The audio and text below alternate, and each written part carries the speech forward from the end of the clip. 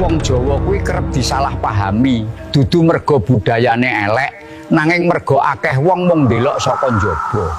Wong Jawa ngobong menyan langsung diarani sirik, nanging wong liya ngobong bukur diarani pewangi ruangan.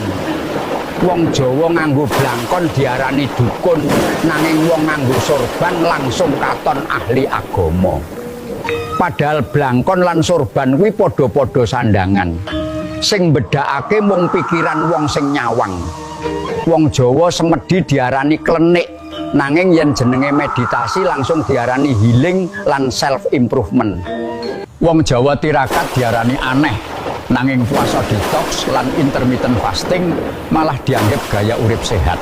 Wong Jawa ngomong weton diarani kolot, nanging ngomong zodiak malah dianggap lucu, gaul lan modern. Wong Jawa ngrawat keris diarani mistis, nanging wong koleksi katana diarani pecinta seni lan budaya. Kadang sing direndahke kuwi dudu tumindake, nanging merga tumindak kuwi nganggo jeneng Jawa. Yen tradisi lokal langsung dicekak dadi tahayul, yen nganggo basa asing munggah derajate dadi filosofi. Iki sing nglarani ati, budaya dhewe disebut kuno, nanging yen dijupuk wong njaba disebut eksotik. Nanging wong Jawa ora perlu nesu kebacut. Budaya ora butuh bengok-bengok supaya katon mulya. Sing penting awake dhewe ngerti maknane, njaga adabe lan ora isin marang oyot leluhur.